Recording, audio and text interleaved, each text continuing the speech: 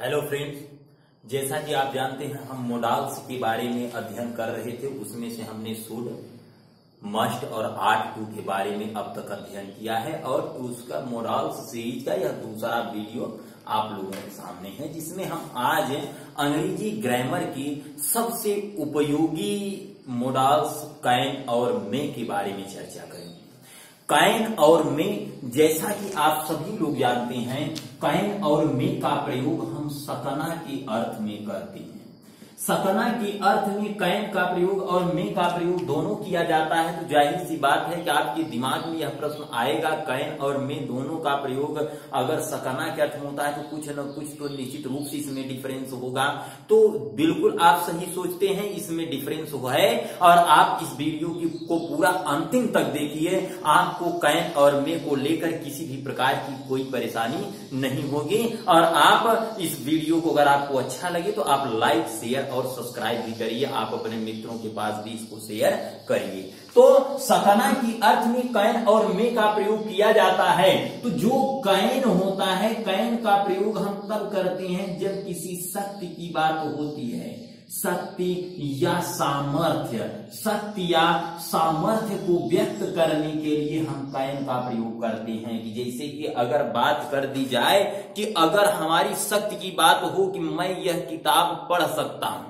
अब किताब पढ़ सकता हूं इसका मतलब कि मेरे अंदर इतनी योग्यता है कि मैं इस किताब को पढ़ सकता हूं। और वही जैसी मैटर हम इसको ले आकर संभावना में और अनुमति में अगर रख देते हैं, अगर जहां से संभावना व्यक्त होता है, संभावना अर्थात पॉसिबिलिटी को, जहां पॉसिबिलिटी शो होती है वहां पर हम मे का प्रयोग करते हैं। जैसे अगर हम इसको सस्पेंस में आकर कहें कि मैं यह किताब को पढ़ सकता हूं, सस्पेंस है कि हम संभावना है कि मैं इसे पढ़ सकता हूं और अगर मेरे अंदर इतनी ताकत है कि किताब को पढ़ सकता हूं, तब तो यह यहां कैन का प्रयोग होगा।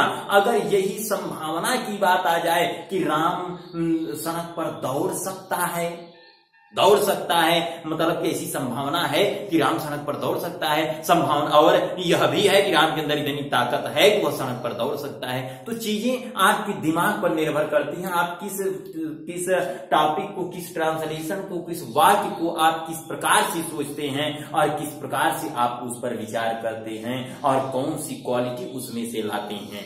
तो यह हमारे दिमाग पर सबसे अधिक निर्भर करता है। तो सबसे पहले आपको इन्हीं चीजों को समझने की और जानने की आवश्यकता है। तो हम इसके कुछ एग्जाम्पल्स के बारे में चर्चा करेंगे और जो एग्जाम्पल्स हैं, हम जैसे कुछ एग्जाम्पल्स रखते हैं। जैसे मैंने कहा कि मैं यह संदूक उठा सकता हूं, मैं यह संदूक उठा सकता हूं। अब यहां मित्रों ध्यान से समझने की बात है, सब्जेक्ट, वर्ब, ऑब्जेक्ट ये प्रत्येक जगह आते हैं तो इसमें कोई दिक्कत नहीं है। सब्जेक्ट, वर्ब, ऑब्जेक्ट आप समझ ही लेंगे। मैंने बताया कि आपको समझने की जो आवश्यकता है वह मात्र कैन और मे को लेकर है।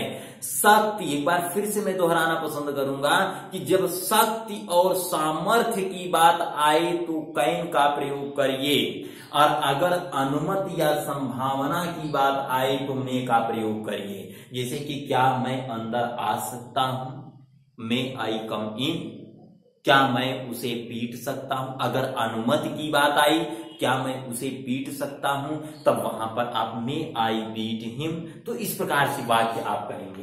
तो मैं यह संदूक उठा सकता हूं, मैं अर्थात आई और हेल्पिंग वर्ब कैन प्रयोग हुआ। आई कैन उठाना, lift, I can lift this box, I can lift this box. इसी को निगेटिव में लाएंगे, जैसे कि मैं यह संदूक नहीं उठा सकता हूं, I can not lift this box, I can not lift this box. एक बात ध्यान रखना है, कैन और नॉट का प्रयोग हमेशा एक दूसरे से जोड़कर ही रखा जाता है। अगर इसमें हेल्पिंग, अगर प्रश्नवाचक शब्द वाक्य के शुरू में आ जाता है, जैसे अगर कह दिया जाए कि क्या मैं यह संदूक क्या मैं यह संदूक उठा सकता हूं? क्या मैं यह संदूक उठा सकता हूं? तो यहां पर आ गया can I lift this box. तो यह भी ध्यान रखिए कि क्या मैं यह संदूक उठा सकता हूं, मतलब कि यहां जाकर अगर हम संदूक को उठाने की सीधे उठाने की बात हो रही है, यहां संभावना या अनुमति की बात नहीं हो रही है, तब वहां आप कैन का प्रयोग करेंगे। अगर वहां पर संभावना या अनुमति के दृष्टिकोण से अगर सेंटेंस को देखते हैं तो वहां आप मे का प्रयोग कर देंगे, किसी प्रकार की कोई दिक्कत नहीं है। अगर यहीं पर रमेश आज किसे पीट सकता है, रमेश आज किसे पीट सकता है। तो अगर प्रश्नवाचक शब्द वाक्य के बीच में आया तो किसी का मतलब विच नहीं, किसी का मतलब विच का प्रयोग निर्जीव में होता है, सजीव में हम हुम का प्रयोग करते हैं। Whom can Ramesh beat today, whom can Ramesh beat today. Sita कल अपना पाठ याद कर सकती है। सीता कल अपना पाठ याद कर सकती है। सब्जेक्ट सीता, कैन याद करना, लर्न, अपना पाठ हर लेसन, कल याद कर सकती है, कल मतलब tomorrow. Sita can learn her lesson tomorrow, Sita can learn her lesson tomorrow. तो इस प्रकार से कैन का प्रयोग हो जाएगा। आप स्क्रीनशॉट ले सकते हैं। किसी प्रकार की कोई दिक्कत अगर सेंटेंस से होती है तो आप वीडियो को देखते समय कमेंट बॉक्स में कमेंट कर दीजिए, जो चीजें न समझ में आया हो। और एक बात आप विशेष रूप से ध्यान रखिए कि जो वाक्य है वह वाक्य सीधी तौर पर वह आपकी भावनाओं पर वह डिपेंड करता है। आप उसको किस प्रकार से हल कर रहे हैं, किस प्रकार से उसे ट्रीट कर रहे हैं, उस वाक्य से आप क्या समझ रहे हैं, या उसकी जो उसमें जो विशेष चीज जो उसमें उपलब्ध है, उस विशेष चीज को, उसके सेंस को आप किस प्रकार से ट्रीट करते हैं, उसको किस प्रकार से आप समझते हैं, it is depended on you. एक ही वाक्य को हम दोनों प्रकार से हल कर सकते हैं और कोई दिक्कत नहीं होगी, ये हमारे ऊपर है। लेकिन कुछ जो वाक्य होते हैं उन वाक्यों में सही समय पर सही सेंस को पहचानने की क्षमता आपको स्वयं विकसित करनी होगी और आपको इस प्रकार के सेंटेंसेस को सॉल्व करना सीखना होगा, करना होगा। अब अगर हम में के बारे में चर्चा कर लेते हैं तो में के बारे में अगर चर्चा करते हैं तो मैंने बताया यहां संभावना और शक्ति की बात आती है। जैसे कि मैंने कहा क्या मैं अंदर आ सकता हूं, क्या मैं अंदर आ सकता हूं। आप अक्सर इस प्रकार के सेंटेंसेस देखते होंगे जिसकी अंग्रेजी होती है में, क्योंकि क्या वाक्य के शुरू में आया में, अब सब्जेक्ट आई, आना, कम, में आई कम इन, अंदर का मतलब इन, में आई कम इन। मुकेश आज रमेश को गाली दे सकता है। मुकेश आज रमेश को गाली दे सकता है। अब यह वाक्य जब हम संभावना के तौर पर देखते हैं तो यहां पर सब्जेक्ट हुआ क्या, मुकेश, और में, मुकेश में हेल्पिंग वर्ब आया में, मुकेश में गाली देना एब्यूज, मुकेश में एब्यूज सब्जेक्ट है रमेश, मुकेश में एब्यूज रमेश आज अर्थात टुडे, मुकेश में एब्यूज रमेश टुडे। मैं तुम्हें अंग्रेजी नहीं पढ़ा सकता, मैं तुम्हें अंग्रेजी नहीं पढ़ा सकता। अब अगर संभावना की बात आ जाए, अगर शक्ति की बात अगर किया जाए, जैसे मैं तुम्हें अंग्रेजी नहीं पढ़ा सकता, या पढ़ा सकता हूं, नहीं पढ़ा सकता, मतलब अब जब वहां संभावना और अनुमति, अगर वहां ऐसी भावना अगर बोध होती है, आपके बोलने के तरीके पर डिपेंड करेगा। अब यहाँ बोलने का तरीका तो है नहीं, यहाँ तो सीधा सीधा सेंटेंस है, तो हम दोनों सेंस में पलट सकते हैं। तो फिलहाल यहाँ हम मे की तरफ इसको लेकर जाते हैं। आई में पढ़ाना, टीच, आई में नहीं शब्द है, आई में नॉट टीच यू, आई में नॉट टीच यू इंग्लिश। मैंने आपको एक बात और बताया था कि अगर दो ऑब्जेक्ट आए, एक नाउन हो एक प्रोनाउन हो, तो पहले आप प्रोनाउन वाले ऑब्जेक्ट को रखेंगे, उसके बाद आप नाउन वाले फॉर्म को वहां पर ले जा करके आप वहां से व्यवस्थित करते हैं। वह छत से कूद सकता है, वह छत से कूद सकता है।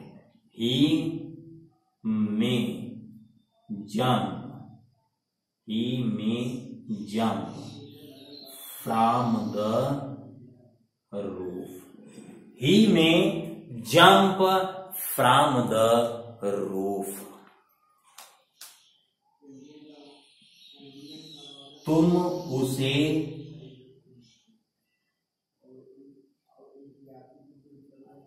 नहीं पीट सकते हो। यू में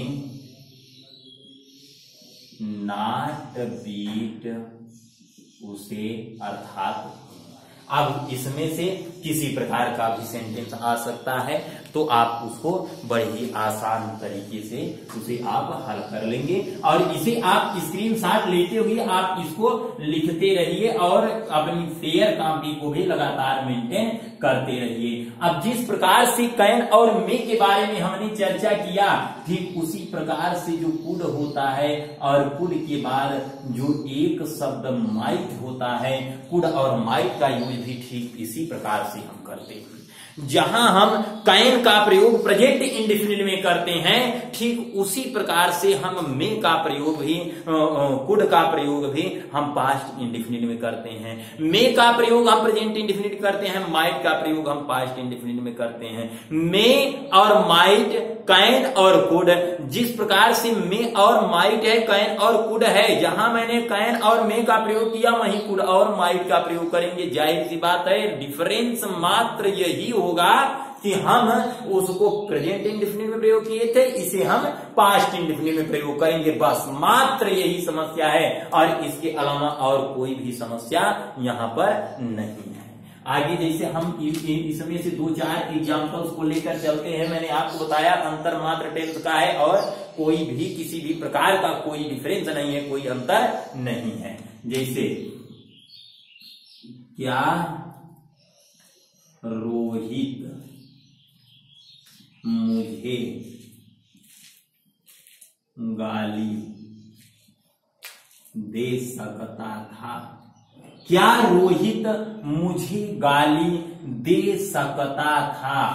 अब इस पर आए क्या, तो इसका मतलब हम रखेंगे could, could Rohit, could Rohit गाली देना, abuse, could Rohit abuse me.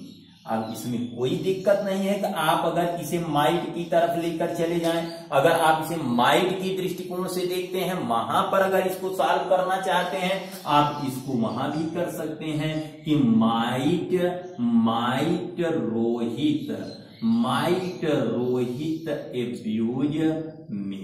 आपने ध्यान दिया, आपने समझा कि जब इस वाक्य को हम एक सत्य के रूप में अगर हम देखते हैं इस सेंटेंस को, तब तो हम कुड का प्रयोग कर देंगे। अगर इसी सेंटेंस को हम संभावना के तौर पर देखते हैं तो या अनुमत के तौर पर देखते हैं तो हम वहां पर माइट का प्रयोग निसंदेह वहां पर कर देंगे, कोई समस्या नहीं होगी।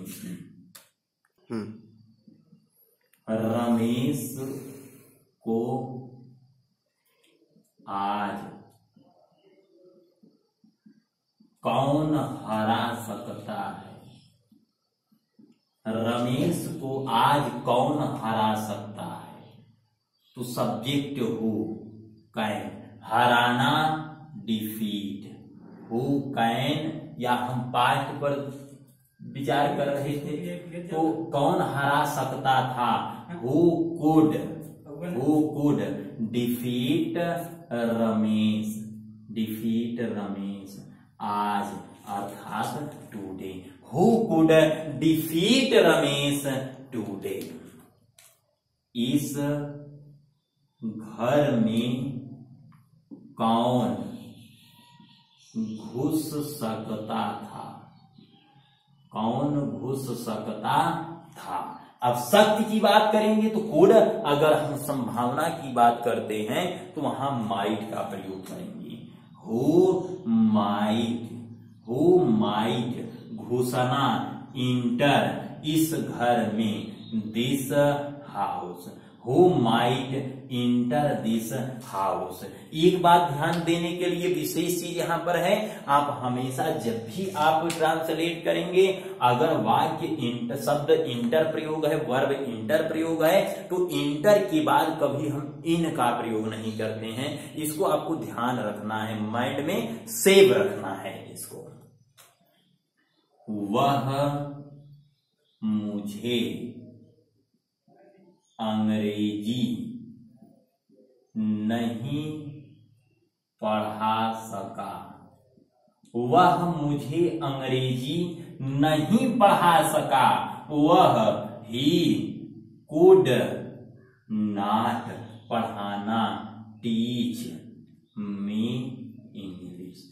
He could not teach me English. तो इस प्रकार से मुझे नहीं लगता कि आपको किसी भी प्रकार की कोई समस्या होगी वाक्यों को समझने के लिए। वाक्य आप जब बोल रहे हैं, कैन का प्रयोग करना है तो बोलते समय आप उसके सेंस पर जाइए, जिस प्रकार से वहां पर उसका उच्चारण हो, जिस प्रकार से वाक्य का दबाव हो, शक्ति सामर्थ्य की बात हो, आप कैन का प्रयोग कर दीजिए। अगर वहां पर संभावना की बात हो, वहां सीधे तौर पर आप में और माइट का प्रयोग कर दीजिए। और लगातार इस वीडियो से, इस चैनल से बने रहिए। भविष्य में हम और तमाम प्रकार की यूजेज के साथ फिर आपसे मिलते रहेंगे। लगातार मुलाकात हमारी होती रहेगी और भगवान करें आप लोग का लॉकडाउन बहुत अच्छे तरीके से बीते और आप लगातार निरंतर पढ़ते रहिए। बहुत बहुत धन्यवाद।